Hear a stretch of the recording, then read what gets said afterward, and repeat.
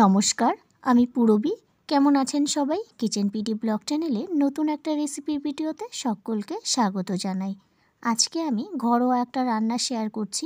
আমার বাড়ির সবাই এই রেসিপিটা ভীষণ খেতে পছন্দ করে, তাই ভাবলাম আপনাদের সাথেও শেয়ার করা যাক। তো বৈরালি মাছগুলো আমি আগেই ভেজে তুলে নিয়েছি, সেটা ভালো করে দেখানো হয়নি। নুন হলুদ দিয়ে ভালো করে মাছগুলোকে ভেজে নিয়েছি। এবার কড়াইতে আরও খানিকটা তেল দিয়ে পেঁয়াজ কুচি বেশ খানিকটা, মানে বড় সাইজের একটা পেঁয়াজ কুচিয়ে দিয়ে দিয়েছি, সাথে চেরা কাঁচা লঙ্কা। হালকা লাল লাল করে ভেজে নেওয়ার পর, মানে যখন পেঁয়াজটা একটু নরম নরম হয়ে যাবে, এরপর 2 চামচ পরিমাণ মতো আদা আর রসুন বাটা দিয়ে দিলাম। ভালো করে নেড়ে চেড়ে দিচ্ছি যাতে কাঁচা গন্ধটা চলে যায়। নাড়াচাড়া করে নিয়ে এরপর আমি কিছু সবজি কেটে নিয়েছি। সবগুলো একই সাইজ করে কিন্তু কেটে নিয়েছি। এখানে রয়েছে বেগুন, পটল। তো পটলটা কাটার সময় কিন্তু খোসাটাকে ছাড়িয়ে আর মাঝখানের যে বীজগুলো আছে সেগুলো ফেলে দিয়েছি। রয়েছে টমেটো আর আলু। তো এই দিয়েই আজকের এই রেসিপিটা তৈরি করছি, বৈরালি মাছের চচ্চড়ি। তো ভালো করে সব কিছু সেই মশলাগুলোর সাথে আর একটু সবজিগুলোকে ভেজে নিচ্ছি।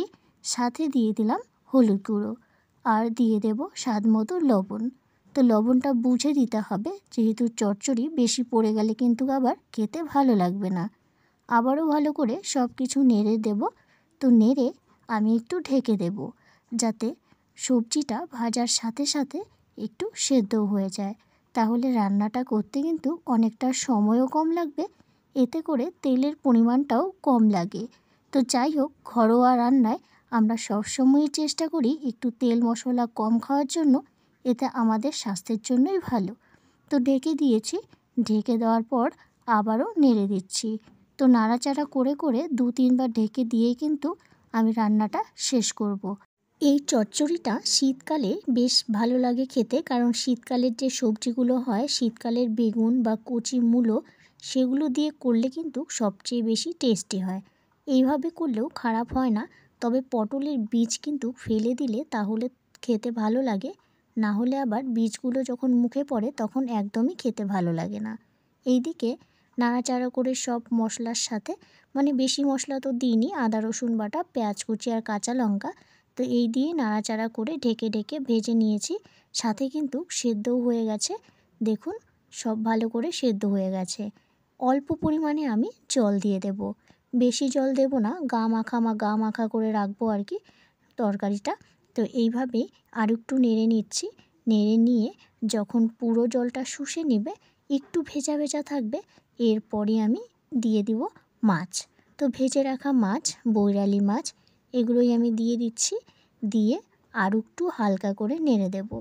বেশি আবার নাড়তে গেলে মাছগুলো ভেঙে যেতে পারে, যেহেতু ছোট ছোট মাছ, গুঁড়ো হয়ে যেতে পারে, সেই জন্য হালকাভাবে আলতো করেই নেড়ে নিতে হবে। 2-3 মিনিট নেড়ে নেওয়ার পর কিন্তু রেসিপিটা একদম তৈরি। ঘরোয়া রান্না, খেতে কিন্তু ভীষণই ভালো লাগে বৈরালি মাছের এই চচ্চড়ি। নামানোর আগে আমি একটু ধনেপাতা কুচি দিয়ে দিলাম, এতে করে তরকারির গন্ধটা আরও বেশি ভালো আসে।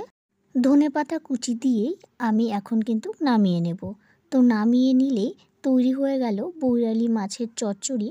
তো ভীষণই ভালো খেতে, গরম ভাতের সাথে তো খুবই ভালো লাগে। বাঙালিদের এই চচ্চড়ি জাতীয় যে রেসিপিগুলো হয়, তারা কিন্তু ভীষণই পছন্দ করে। আমার বাড়ির সবাই ভীষণ পছন্দ করে। তো আজকের এই রেসিপি আপনাদের কেমন লেগেছে অবশ্যই জানাবেন কমেন্টের মাধ্যমে। ভালো লাগলে একটা লাইক করে দেবেন, চ্যানেলটিকে সাবস্ক্রাইব করে দিয়ে আমার পাশে থাকবেন। ততক্ষণে সবাই ভালো থাকবেন, সাবধানে থাকবেন, সুস্থ থাকবেন। ধন্যবাদ।